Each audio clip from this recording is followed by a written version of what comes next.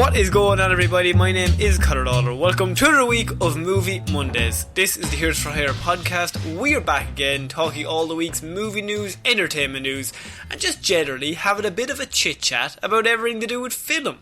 As always, I am joined by my partner in crime, Mr. Sean Mean. Sean, how is it going? When are we ever going to talk about, like, Citizen Kane on this show? Like, it's everything to do with film, so... Yeah, it is everything. Film. But I like to keep it in a box to make us sound smart, because there's so many films I haven't seen, so I avoid them.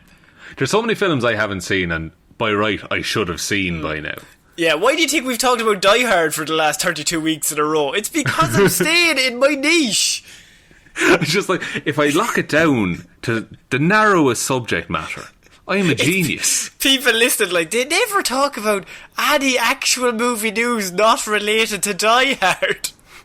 And you'd be surprised how many stories are tenuously related to Die Hard. Very, very loosely. So yeah, this is Movie Monday, Sean, and it has been a jam-packed week of movie news, is what I would say. Full of jam! It's full of jam. Unfortunately, we are once again not in the same room together, but the time is getting closer that we will be allowed to maybe meet up, and we're going to do an episode together, like old times. Like, oh, it's going to be... Lads, I can't wait for 2023. Yeah, let me tell you. I already have it marked out in my calendar. December 31st, 2023. So they said I was mad to do calendars till 2025. I said no. It'll come in handy. I said there's a market for it. So we're starting off this week with a certain thing that there might not be a market for, Sean. I'm glad you said that, because we're starting Movie Mondays this week with the news that Mulan is coming to Disney Plus, but only for people that will pay an extra $30 to watch the movie. Now, Steep, Sean, there's been a lot of talk this week, because of course Mulan was meant to come out, I think it was August, no, it might have been late July, so maybe last week or the week before, and of course it got pushed back because of the global bastard that is going on.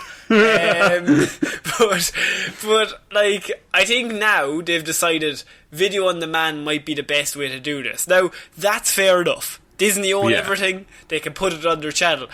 The $30 extra, they say once you pay the $30, you get to watch the movie as many times as you want. It's not a rental.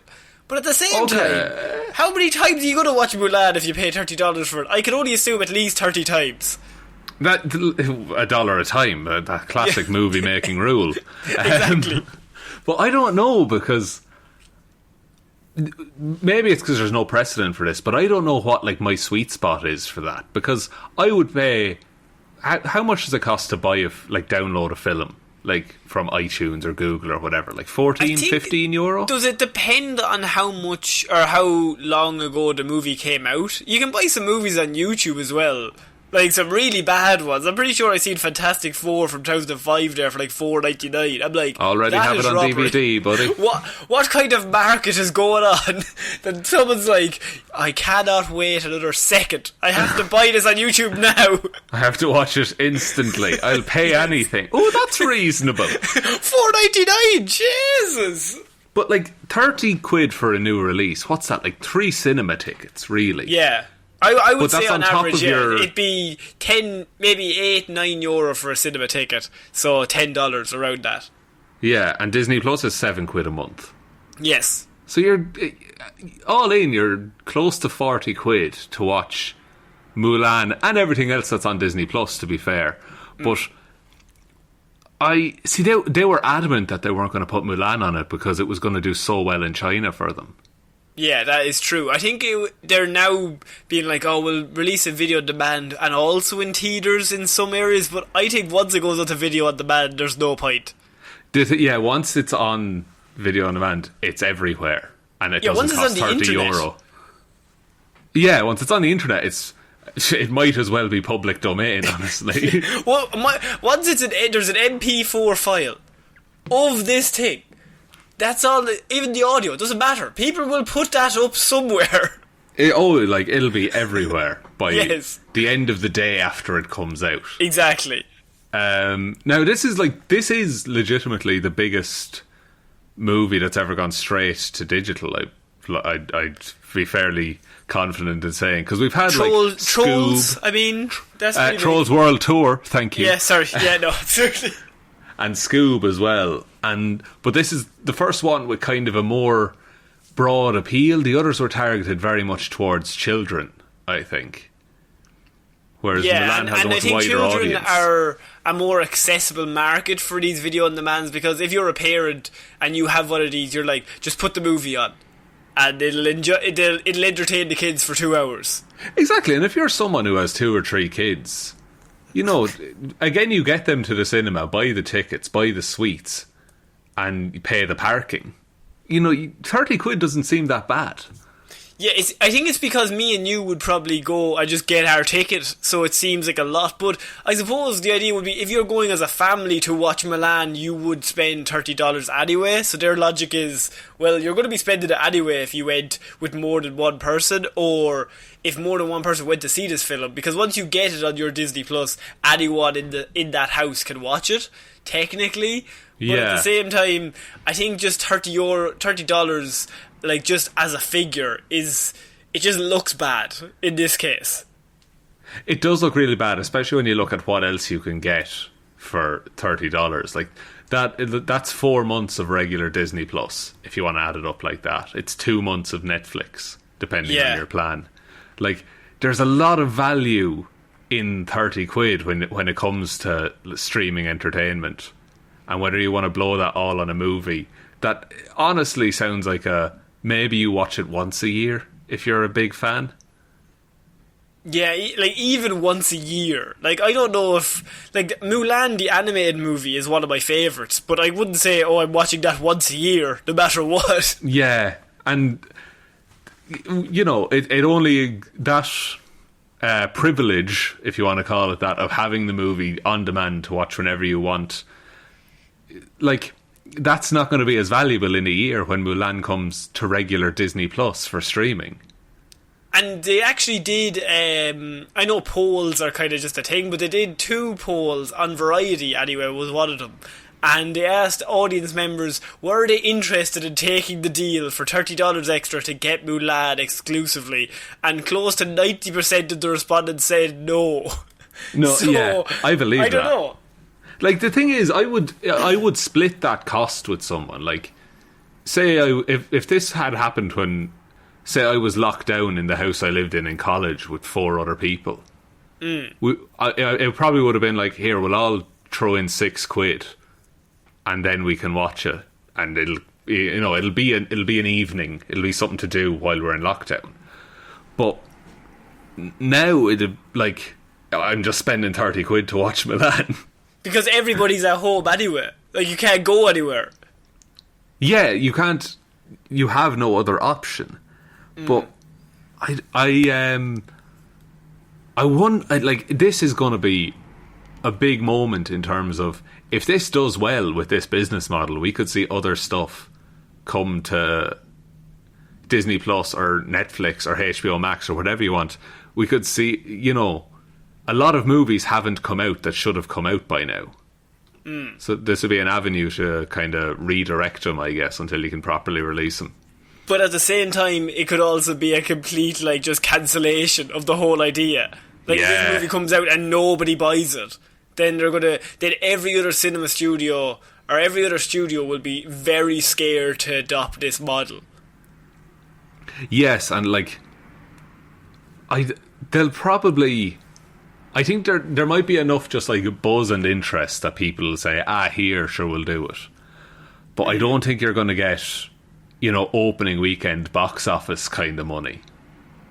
Actually, did you hear that Disney Plus reached their 5-year goal for global subscribers in the first 8 months? Jesus. of it being on, which sounds amazing, but I would venture a guess that most people listening to this, myself included, when Disney Plus first came out, we watched it for 2 weeks, and I feel like I have not gone back onto Disney Plus that often since. That's true, and I also feel that 7 quid is, like, they're just the right amount where it's, I'll keep it for another month and see. I might watch Recess next month. Oh, they have all the Lilo and Stitch cartoon on there. Yeah, I love that specific cartoon on a movie. Like, it is baffling because there's so much content on there, but I have no drive to watch any of it, like, until I do. Yeah, it's very, very strange. So I'm just interested to see where this Mulan thing goes, because as you said, it is very much, this could set the precedent for something that happens in the future. Like, if this does well, we could see more films going to video on demand. Because Trolls, what was it called? Trolls World Tour? Trolls 2 World Tour, yeah. I mean, that was as big as the Avengers Endgame. So, when you think about it, like, you have that, and then you have this Mulan movie, which I would say is probably more of a family-friendly movie. It would have made a lot more money if it had come out into the cinema. So it's interesting to see when you actually have a big movie that they were probably expected to make, I don't know, maybe $700 million when it first came out. Let's see how much downloads it gets, how much more interest there is in this movie. Do you think this is how New Mutants is going to break a profit, in that we'll have to pay €30 to see it? No, because the only person paying $30 is you. Yeah, and I've done it 100 times. You would just buy it repeatedly on all of your friends' Disney Pluses. Just like, you need this. You really need it, guys. Are you insinuating I have 100 friends, Connor? Because that is not true. I would never. I am difficult to be around. We're going to move on to our next piece of news, and this is something that has kind of given me a bit of hope, Sean. A certain movie coming out. Yeah, I know, and especially with this, what the next thing I'm going to say, DC, Warner Brothers. A bit of hope. You know where this is going. Well, this Superman. No. The S is hope. The S means Suicide. The Suicide Squad. James Gunn's The Suicide Squad.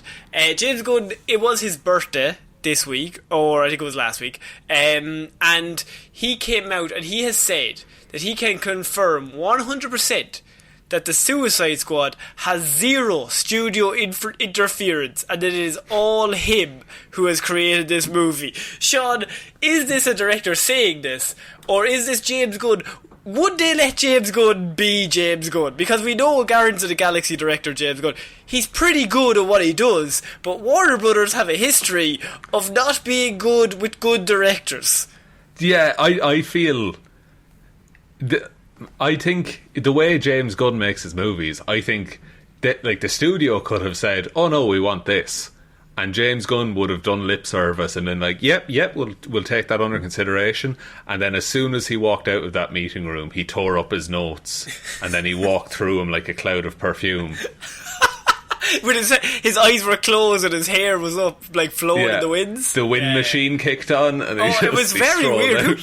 Who's turning on that wind machine in these offices? It's very strange. I just have to air the place out every now and again. But air the place out. It's a very interesting, like, I not even strategy, but that's the closest word I can think of for what I'm trying to say, is that it's an interesting strategy in that he's come out and said, like, hey, this problem you've had with every single DC movie, my one doesn't have that problem.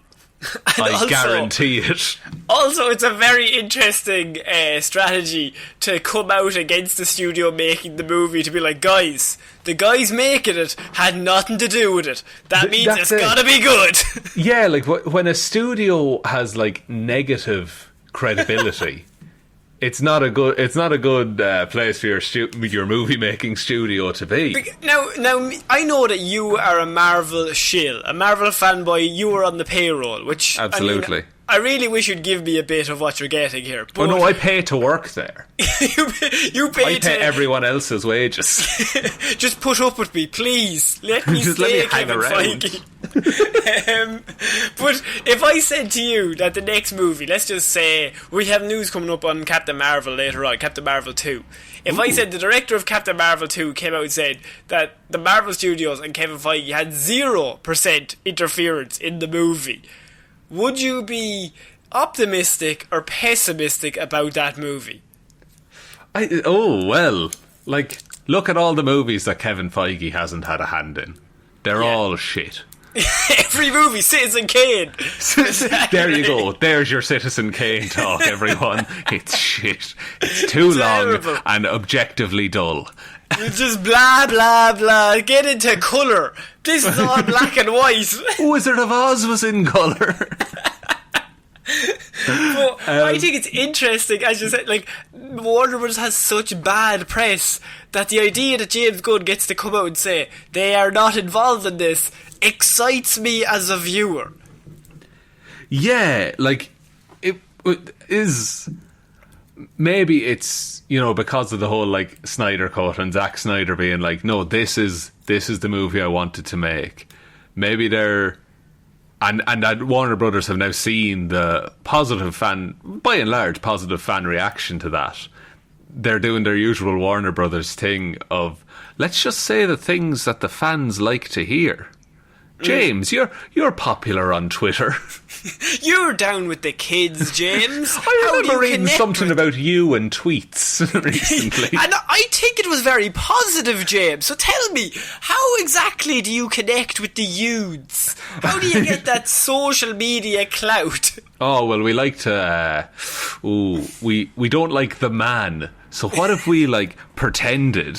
wink, that you guys were the man. Nudge, nudge, wink, wink. Huh? What about that? Huh? And then they're all just like, oh, I don't know, maybe people might think that we don't know how to make movies anymore. All old white guys in suits. No, I think we know what we're doing. I'm pretty positive. What you should tweet is...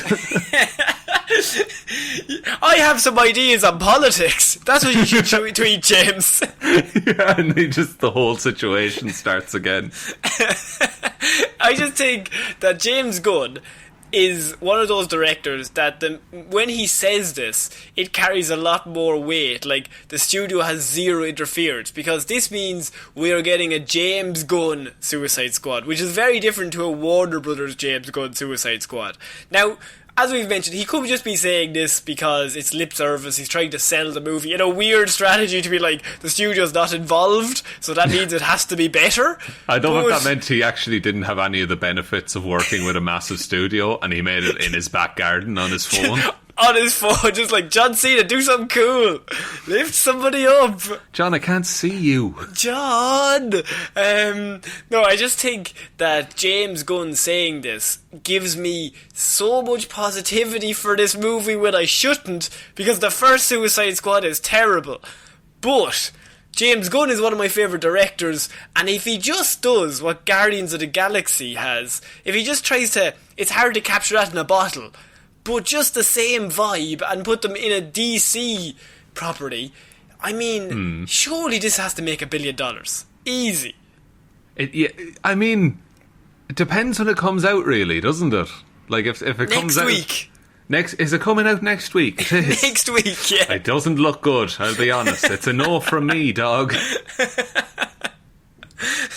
What do you mean by it depends when it comes out? Like, you know, if this comes out when we're still in #the Rona, the bastard. Then the bastard that's around the world, it's like people aren't going to be able to get out and see it. Likewise, if it comes out just when we're starting to get out of the bastard, people would be maybe a bit too cautious and might not go to the cinema to see it.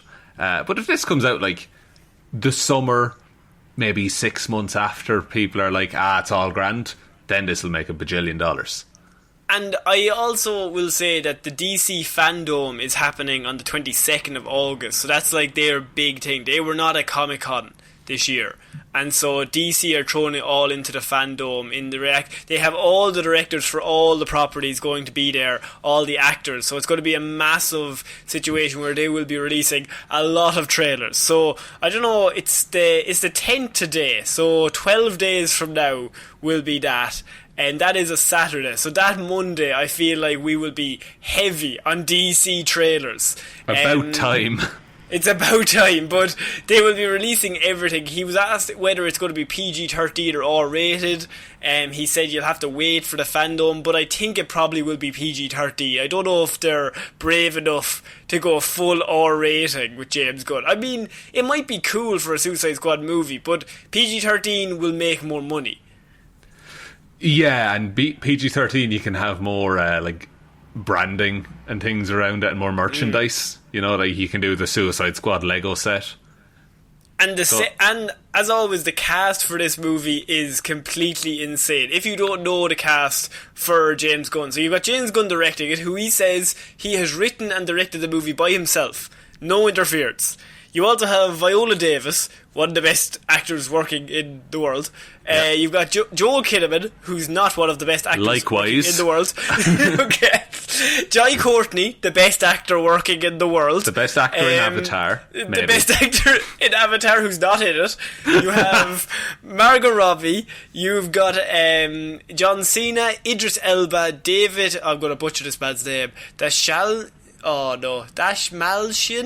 Taika Waititi is in it, Pete Davidson is in it, Peter Capaldi, Nathan Fillion, and even more people. It is going to be out next year, August 6th, 2021. Oh, might be a decent time for it to come out. So it's nearly it's coming out a year basically from now. A year from this week, yeah. Okay, pretty good. I'll pencil that into the calendar. Yeah, our 5-year calendar. Of course. You gotta flick through so many pages just to get to next year. It's like reading the Bible. Not really. No, did I have a different edition of the Bible to everyone else? Mine was just squares. Oh, yours is just squares. Mine was a maths copybook. That's how they got you to do maths. Yeah. You'll go to hell if you don't. Irish Christian schools are weird. Fucking find the square root of Jesus. Go on there now. Fair play to you.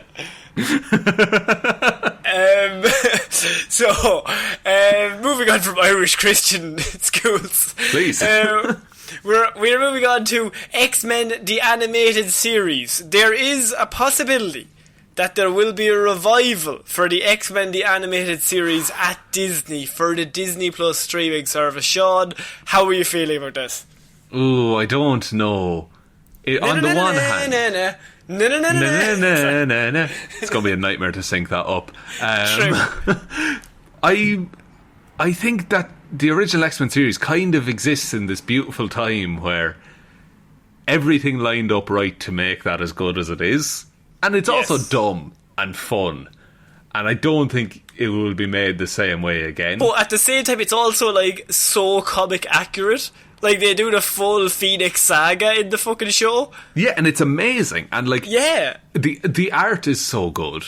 But it was made for, like, no budget as well. And I know we are, like, in an animation renaissance at the minute. And animation is, as we were talking a couple of weeks ago, it's a very...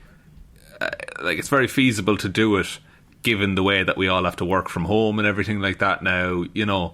But I think if you make it, it has to be spot on to the original, because otherwise people are going to not like it, I think.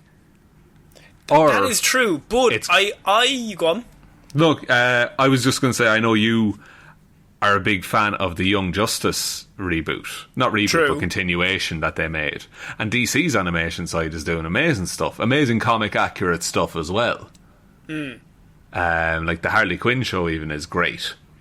So, that is very Harley Quinn. But what I find is animated shows are great ways to introduce characters. Like, it's just a great way to introduce to a whole new generation. Like, why do I like Batman? And on the most basic level is because of Batman the Animated Series was my first thing, and I was like, oh, Batman is pretty cool. And like, people who watched the Spider-Man series in the 90s and the X-Men series, they were all like, jeez, these characters, you remember waking up being like, wow, these are cool. So it's strange to me why they don't reboot these every 10 years, no matter what. And just like throw another series, another generation of kids, because what you're doing there is just getting them early to be comic book fans. That's true, on. and it's interesting that there are some characters they have done that with. They did that with Spider-Man. There's a bajillion Spider-Man Batman, yes, and Batman. And after I think 2012, the Avengers and even the Guardians got like animated shows based around. And And Teenage Mutant Ninja Turtles. There's always a Teenage Mutant Ninja Turtles animated show on your television screen from the last 30 years. No matter what kind of type it is, there's always reruns or something. Yeah, and it's just this kind of gateway, as you're saying. Just you're getting them early, and you're just being like, oh, I think that's cool. I'm going to buy into that in a big way. So, in a way, if I was to be cynical, would the X-Men, the animated series, coming to Disney Plus as a reboot or revival, be a good way to introduce the X-Men in the MCU in a very loose way? You know, like, it's not a bad shout, honestly. And because a lot of people's, like, I could say it, I'm like my parents, I'm sure, like, X-Men, and they would think Patrick Stewart, Ian McKellen, Hugh Jackman, you know, like, that's the X-Men to them. But you know, having this wider world and doing a big marketing push could be a good, like you said, a good way to introduce them. But then you have to deal with people, you know, how to, like, if it's not like the cartoon, if the way they're introducing the film universe isn't the same as the cartoon, do you think there'll be like a disconnect there for people? Oh yeah, I suppose, yeah. And people, I think people are forgiving. I think lots of people, if you love something, they're forgiving on the internet. And they'll let them do whatever they want. Patient, I believe. Patient. They'll be like, let's see how it plays out. Let's not judge straight away. I just think if they did the same thing, as you said, Young Justice is a great just alternative to that. But if you do something like that where it's aimed at people who are 12 and up, like 12 to whatever, rather than aiming at younger audience, like that's what Young Justice kind of got kicked off the television show for, that it was actually bringing in too much of a larger age demographic than what they were aiming for. But if you go for that, and you're on Disney Plus, you can do whatever the hell you want. Even have a scene where someone says "fuck Batman" in the X-Men the animated series, if you want. Maybe leave that one out. I don't think that. But I just think it's an interesting concept, because Larry Houston, he was the original producer for the series, he has said that he's in semi-retirement at the minute, but he has the whole crew who worked on the old one would be willing to come back for the revival. Oh, that's interesting. Yes. Because they're people who actually care about it. Like, and they would not want to do it half-arsed. No. Like, oh, that's interesting now. Because I was just thinking it would be a cash-in, just being like, here, we'll remake this, and there's our new X-Men series. But if it's actually, like, people who give a shit, that's interesting. And all the voice actors were at Comic-Con, or Wizard World, last year, and they said they would all love to do it as well and come back. So it would be a full-on revival rather than a recast. Now, you'd probably have to recast one or two parts, sadly, if people have passed away in the past 30 years or whatever. But I think, on the whole, a lot of them seem very positive about coming back, and it would be a great way to reintroduce the X-Men characters in a Disney environment rather than a Fox environment. Yeah, like, who was the studio associated with the original animated series? It might have been Marvel before they sold the X-Men rights off. I think they sold X-Men off in the 90s, but I don't know when. Right, okay. Sorry, I've done a Google, Connor. Okay. So it was Saban Entertainment. Oh, yeah. But, it was the same guys who do... Sorry, go ahead. I said it's the same guys that do Power Rangers. Is that not Saban? Yeah, the like Super Sentai stuff. Yeah. But it was broadcast on Fox Kids. Interesting. So you bring, and I think it's just it's a good way to introduce these characters to a whole new generation. Why not? If you have your own streaming service, bring it in. We're going to have to move on though, Sean, because we don't have time. We've got too much news. Oh God, that's an odd problem to have. Too much news. We're moving on to Star Trek. Now, I know you're a massive nerd, you're a geek, you're a bit of a freak, and so you're into this kind of stuff, aren't you? You know, Klingons, beep, boop, boop, boop, you know that. I don't like any of it, but I'm just telling you, Sean. Nothing about Star Trek. There are 3 different Star Trek scripts being considered to reboot the fledgling movie franchise. So this is a reboot of the Chris Pine reboot. The reboot of the Chris Pine reboot, yes. There are 3 different scripts being bandied about, and they have not chosen one in a way to push the movie franchise forward. This is at Paramount, and Deadline is reporting that the motion picture group president Emma Watts basically has to decide between all these different scripts that will send the movie franchise in different directions. Okay, how many different directions? I can only assume multiple. I can more than God. one. I'm not ready. I can't do it. So, the first of the 3 scripts belongs to writer-director Noah Hawley, who served as executive producer, writer, director and showrunner on FX's Emmy-winning limited series Fargo. It was recently announced that Watts has put the brakes on the project with a desire to achieve greater clarity on where the franchise is headed before moving forward. If the project gets the go-ahead, it will see Chris Pine, Zachary Quinto, Karl Urban and Zoe Saldana returning to the USS Enterprise. So I think that's seen as just a direct sequel. Okay. So it's... Yeah. So everything that happened already happened. Yes. Interesting. See, I don't... Like... I like those movies. I don't know that I'm, chomping at the bit for another one.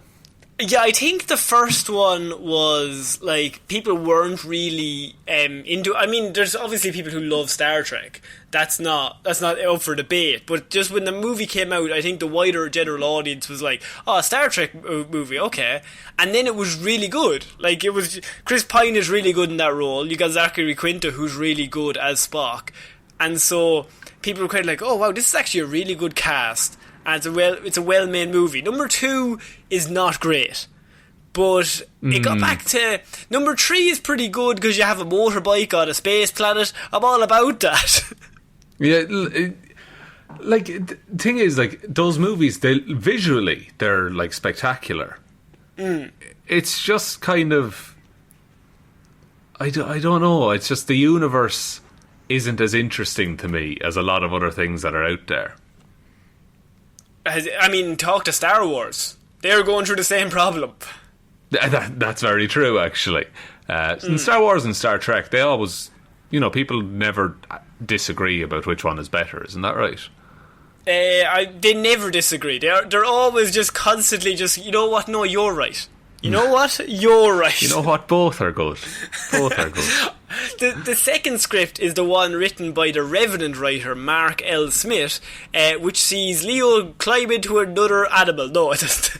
It sees Quentin Tarantino. This was the one that Quentin Tarantino was once down to direct.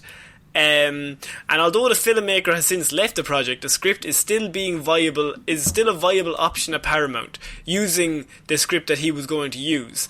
And it is rumoured to be based on an episode of the classic Star Trek series that takes place largely earthbound in a 1930s gangster setting. Okay. So, yes. Okay, as in, like, it's entirely set on Earth, like on a... I must assume so. I'm not a big Trekkie myself, so it says it's largely earthbound in the 1930s. Time travel? Time travel, maybe. But that 1930s is interesting because you have like mobsters and prohibition and shit like that. So, does that fit into Star Trek? Is that the most interesting part of Star Trek? Is the 1930s on Earth? I would say that's the least interesting part of Star Trek, because Star Trek's in space. And you can do anything. They're not even trekking through any stars. They're trekking across Midtown Manhattan, I imagine. I mean, maybe the Hollywood Walk of Fame is there, but there's no stars being trekked over. But was it there at the time? Also, that's... Like, you can't walk. Can you walk on that? You can walk on that, I assume. It's a path, but still. Yeah.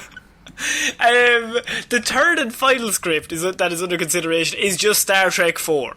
It is the continuation of the J.J. Abrams movies that would see Chris Hemsworth return to play Chris Pine's father in a time travel narrative.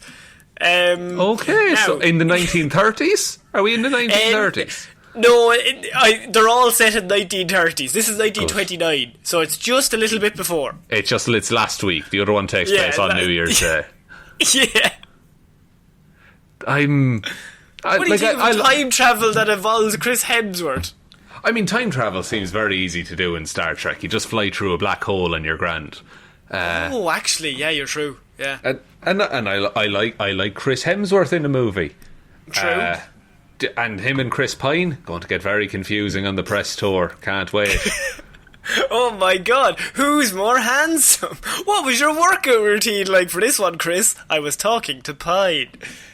What if Chris Hemsworth is Chris Pine's dad in this? Right. But in the time that they time travel back to, Chris Hemsworth's dad is still alive. And it's Chris Evans as old Captain America. Fucking hell. And then his brother is Chris Pratt somehow? Oh, get them all involved. Get the 4 Chris's into this. That's too many Chris's, surely. It's ridiculous. That's a terrible idea. Go back to the drawing board. Can't scrap the whole thing. We're going back to 1930s Prohibition. So they have 3 scripts going at once, but Sean, are you interested in any of them? No, not at all. What about 1930s? Of all of them, that one sounds different. Yeah, because it's Tarantino, so he's probably going to do something a bit weird. Exactly, yeah. But I don't also think that I would go to the cinema to see any of them. I'd probably pay €30 for them on Disney Plus, alright. I think probably leave it for maybe a decade, and then try again. Yeah, like what... Because I stopped watching the other movies after the second one, and I've kind of seen bits of the third one. But I think that second one just didn't... I was like, oh, okay, they've run out of things to do in this universe. So I just mentally just dropped it. It's so weird, because I remember the hype after the first one being so high, and then the second one came out, and it just felt like the bottom completely fell out of it. Yeah. And people were just kind of like, fucking hell, it's not great. Again. No, the first one is class, and the second one is not class. Yeah, and I think people were just disappointed. Which, there's a lot of movies that the first one is good and the second one isn't good, but then the third one has Star to be Wars, amazing. fight me. Fucking Jokes. You're taking 4 and 5 or 1 and 2? Look, or 7 and 8? I leave the order to whoever is listening to this. But I know for a fact that 8 is the worst. But 5 is canonically the best. No, 5 is the worst. Oh, and God, obviously he said it. 1 is the best. And 2 somewhere in the middle. That's right. 2 is somewhere in the best. 2 is like it's gone to another level of best. So yeah, they do have 3 scripts for Star Trek. I would say maybe leave all 3 of them alone. Come back to it in a few years when you feel confident. Because take another run at it. If you can't pick one now, then I'm going to say they're probably all grand. Yeah. It's like if you're not nailing it down, just really sleep on it for a year or 2. So we're going to move on to possibly my favourite headline, or one of my favourite headlines we've ever done on Movie Mondays. Just because sometimes you see a headline that's so obvious that you'd feel like it shouldn't be news. But Netflix have come out this week, and they have stated, we are actively looking for our own Star Wars, Harry Potter-esque movie franchise. Well, la-dee-da! It's the most executive thing I've ever heard. We're looking for a movie series people like, but I want to boil it down to numbers rather than just doing good movies. We're hoping to invent a machine that prints money. Yeah, we have robots working on it. We have fed them Harry Potter and Star Wars. Hopefully they're going to come out with a big one soon enough. Like, but to break that down, like, what they're looking for there is, a deep world with a dedicated fan base. Yeah. And you know you could just do that overnight. You can't just... That'll happen. that just happened. Like, I love the idea that they're just like, that probably happened overnight for them. I'd say we could do that as well. If we just do one good movie on Netflix, we'll have a dedicated fan base there to the ends of the earth with us. See, it's very interesting though, because Netflix's whole model is that they release something that garners a lot of attention very, very quickly, and then everyone finishes it at once, and then they're not going to go back to it. So then Netflix has to produce the next big thing. So people are always waiting for, Netflix will put out something in a little while. But no one's being like, I guess the closest they have is Stranger Things in a lot of ways. But a lot of that is series, though, more so. There's never a movie that people are waiting on, really, on Netflix. Like, Stranger Things is different because, as you said, like, that is a series. Yeah. And you can kind of do whatever you want. They're trying to build a movie franchise that's like Star Wars or Harry Potter. And the way they've said it, this is the quote from Tendo Nagenda. He is the vice president of original films at Netflix. And he says, we're looking at big, broad audience, PG level adventure films as something we want to get into. So they've looked at Star Wars and Harry Potter and they've just said, this, but different. do this. Just like going around to writers in Hollywood. Can you not just rewrite Star Wars or Harry Potter? Or like Indiana Jones or some sort of movie. Back to the Future's a good one. Here, could you just do a big amalgamation of all of those ones that people like? Smash them together. Smash them together and we'll see what happens. We don't have to think logically. Let's just throw them into the pot, see what comes out. I don't think this is the best tactic because I think it goes along the route of surely every studio is trying to make a Star Wars, Harry Potter-esque movie franchise. But that's what 2005 to 2015 was in a lot of ways, because you had your Harry Potters and your Hunger Games and your Divergents and your Maze Runners, and like, it was all broad, like, you know, fleshed out, well-built worlds, but like packaged into at least a trilogy in most cases. Usually with the last part of the trilogy being split into two films. Hey, that's a classic. That is the war is too big. We can't fit it into one. Yeah, so no matter what, the first half is going to end disappointingly because they have all the setup but none of the payoff. Yeah, part one is just talking.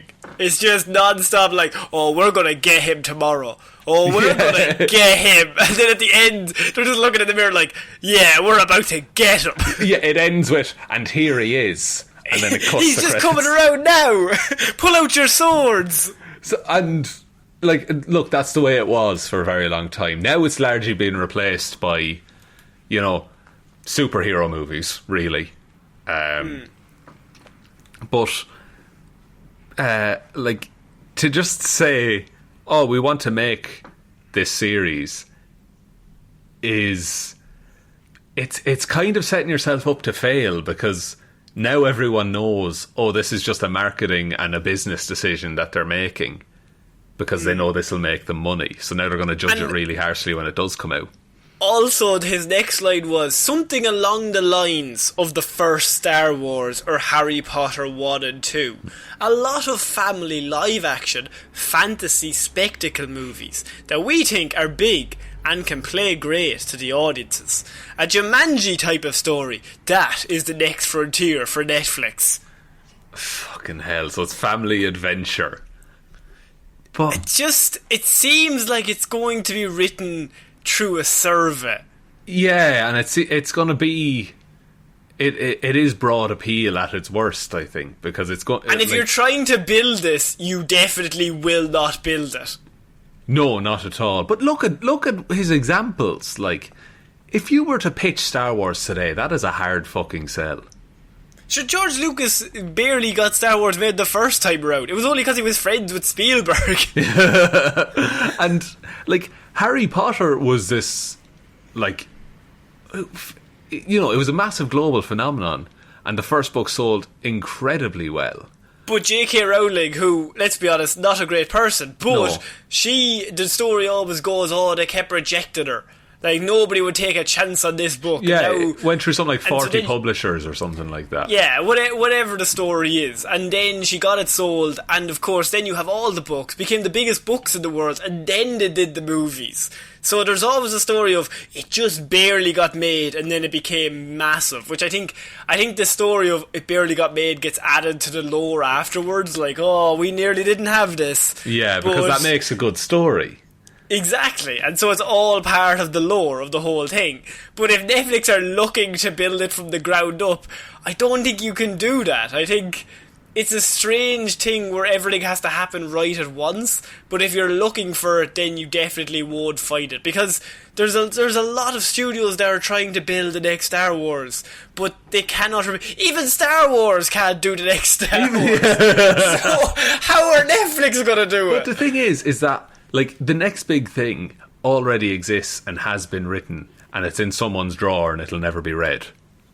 Yeah. Is just the way the industry works, is that there's so much creative people out there, but also studios they're doing this shit where they think, let's just analyse trends and make films around that.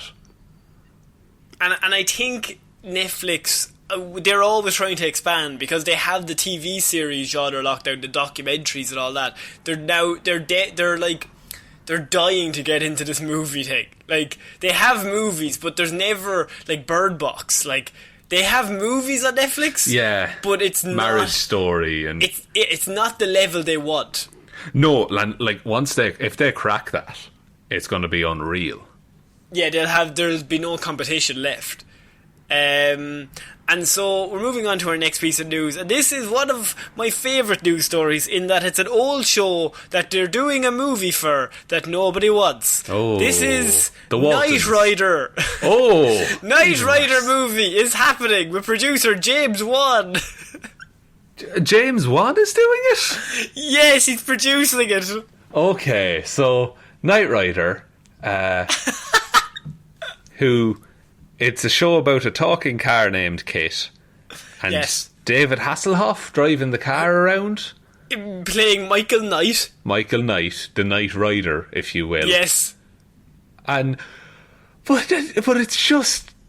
It's baffling, because at its core, it's just a man with a very good car. He goes from real fast. So, and do you make a 2-hour movie out of that? Maybe. I mean, they're making a Tetris movie, but then I have this one question. Does the Hoff return? Because if they're looking for sales in Germany, I'd bring the Hoff in. I'd see, or do you introduce the Hoff as kind of like a Q character, that he passes the car on to someone? But there's a few fucking miles in that boy. I'd get that engine checked. I don't know how you, like... Who do you get to replace David Hasselhoff? Because he's not the oldest man in the world, but he's also not like Michael Knight. No, I don't think so. I'm sure he looks fine. I'm sure he looks very well for his age, but I don't know if he's still Michael Knight. Yeah, he could be Michael Knight, and maybe he has a son, John Knight, and John takes over. I don't know. Do you know there were 4 Knight Rider series? Fuck off. Yeah, you had Knight Rider, then you had Code of Vengeance, then you had Team Knight Rider, and finally Knight Rider. Now, the interesting thing is that Team Knight Rider finished in 1998. Right. And then after that you had Knight Rider again, the same as the original series' name, but it only ran from 2008 to 2009. In the last 15 years there's been a Knight Rider series? Yeah. In the last 12. Oh my god. Holy shit. And it was 20 years after the last series had started. The original series, as we said, was centred on a man named Michael Knight. And this is the plot they give.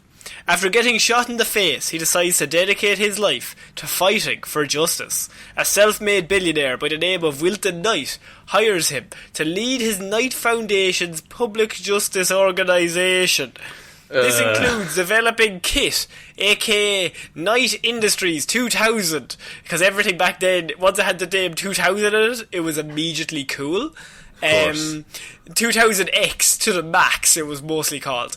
This super-powered, intelligent Pontiac Trans Am is capable of driving 300 miles per hour, in addition to being bulletproof, fireproof, and capable of talking. William Daniels voiced the car, which aids Michael in fighting various injustices around the world. Now, is this as interesting in a world where we have self-driving cars and borderline AI? That's a very good point, because I don't think it's as interesting, because back then they were like, by the time 2005 comes along, the whole world will have kits. Exactly, and it was, you know, Michael Knight would be getting the shit kicked out of him, and then who comes screaming around the corner but Kit, driving Literally itself. screaming. Just a horn going. Ah! Fuck it out. But, like, it's less interesting now, because it's just like, oh, that's a self-driving car. He gave Elon Musk a load of money. Oh, Elon Musk would be in this. He's That's absolutely... he should be cast as the villain.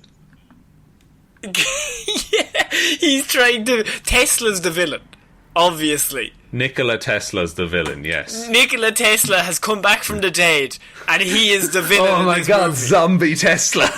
No, it's Elon Musk driving a Tesla, and he has the voice of Mr. Tesla in his car, telling him what to do. Oh my god, yes. Yes. Okay. Well, just imagine him, Elon Musk being like, let's go to space. Well, that's all we need for man. 2 hours of a film. It's just both cars as fast as each other, just ramming into each other with their wheels spinning, and neither of them are moving an inch. Like... I don't know if... I think this will be the same level of, like, Charlie's Angels, like the one that came out recently. That it's not going to do well at all. I think even Charlie's Angels had a bit more to it, because at least that had Cameron Diaz 2001 series or trilogy. True. Like, this has literally nothing backing it up. No, Knight Rider is a product. It's very much a product of the 80s, I think. And it should stay Knight Rider came, made a massive impact, and then just left forever. Even though you told me it was there in 2009, I still do not believe you, even though Wikipedia has told me that. No, I just knew that off the top of my head, Connor. Oh, you were the producer for the show. And the lead actor. I'm Kate. And James Wan is involved, so I mean, it's got to be good. Yeah, like, it's an interesting choice. Now, he's a producer, so let's... You know, it's not like he's directing it or anything. That's true, but I'm sure James Wan wouldn't sign up to shit. That's true. And, like, Aquaman is probably up there for best DC movie. Best DC movie ever, other than maybe Suicide Squad or Justice League. Oh, harsh words. Which is a better movie, Justice League or Phantom Menace? Phantom Menace. Which is a better movie, Justice League or Star Wars 2? The best one. Star Wars 2. Oh my god. Very harsh words for the best movie everyone's ever seen. We're finishing off. Star Wars 2.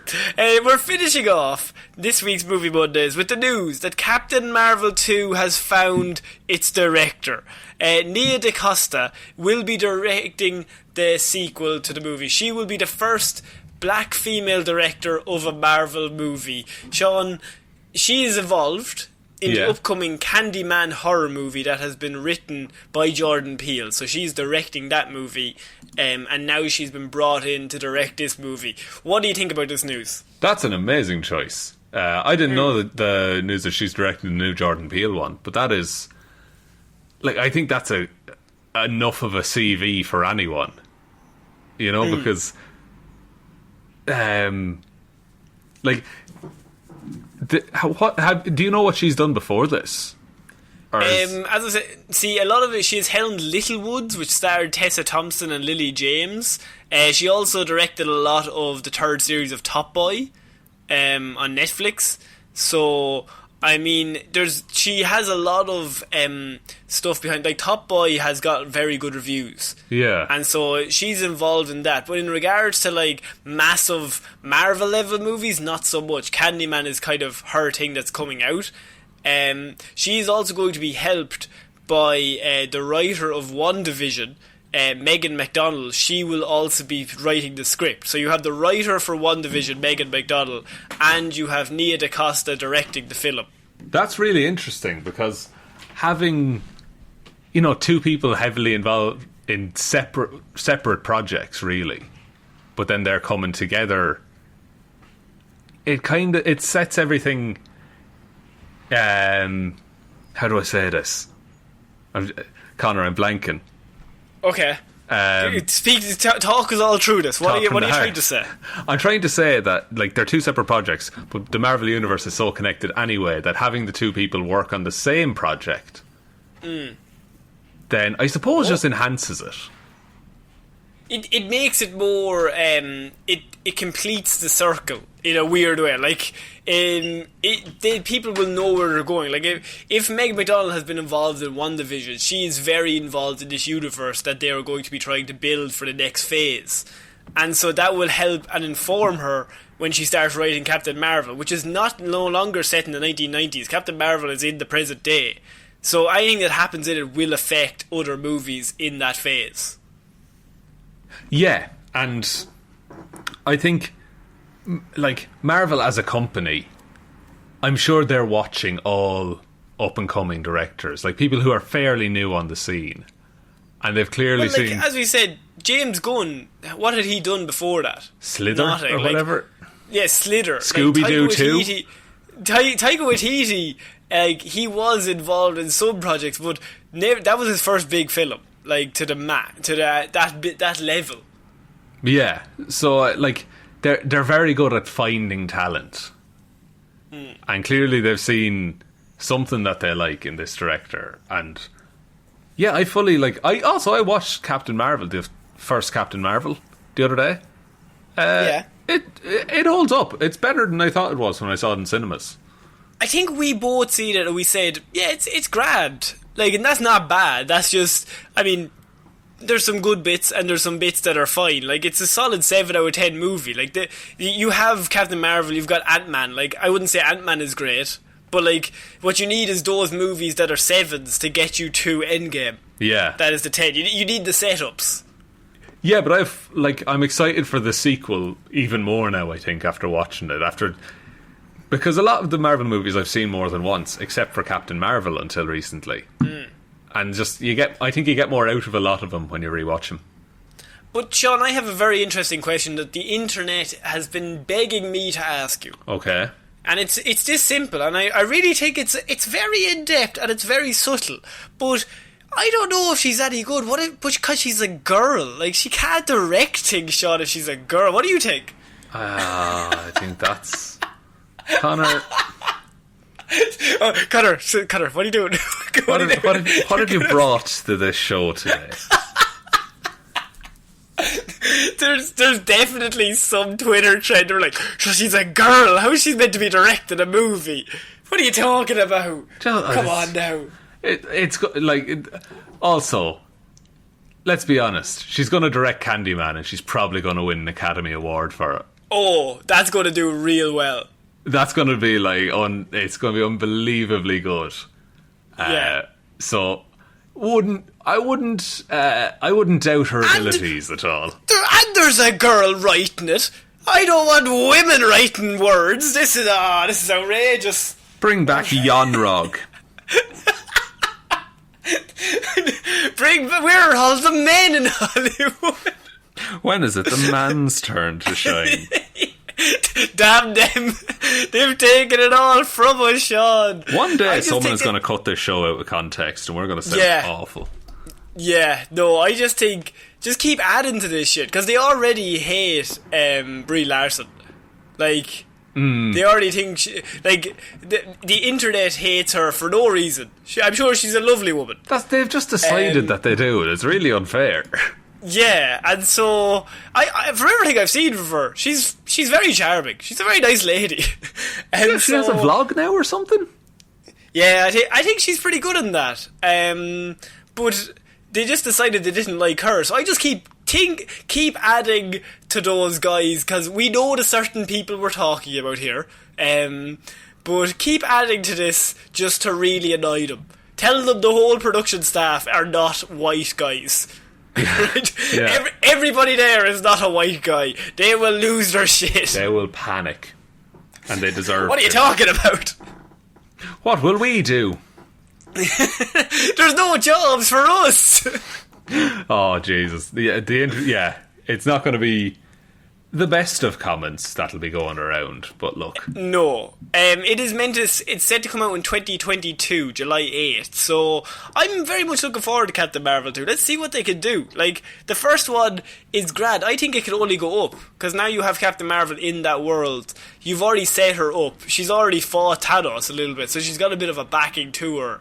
So the next way you can kind of go all out, and you give her an enemy who's just fucking badass. Yeah, like that. I think that was just what we said in the review. Is that like it was hampered by being an origin story, and it kind of had to be.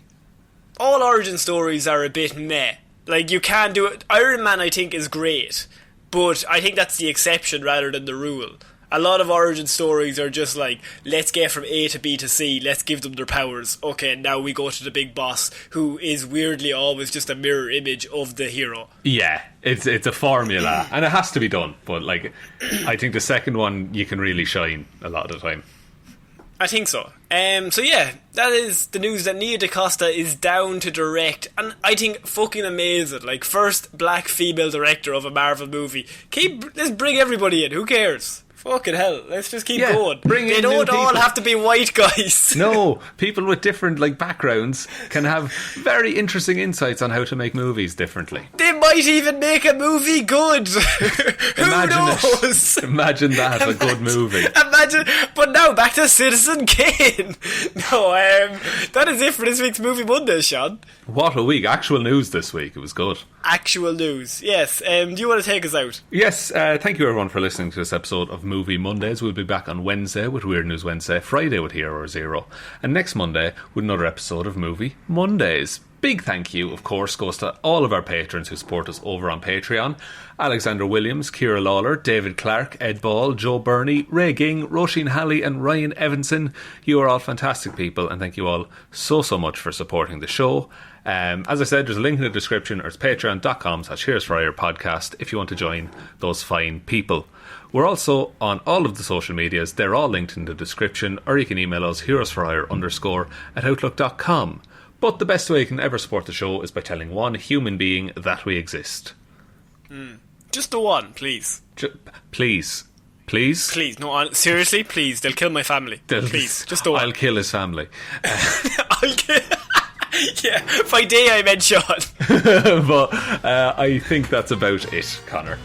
Yeah, so I've been Connor Lawler. I've been Sean Mean. I'll see you next week, guys. Bye. Bye.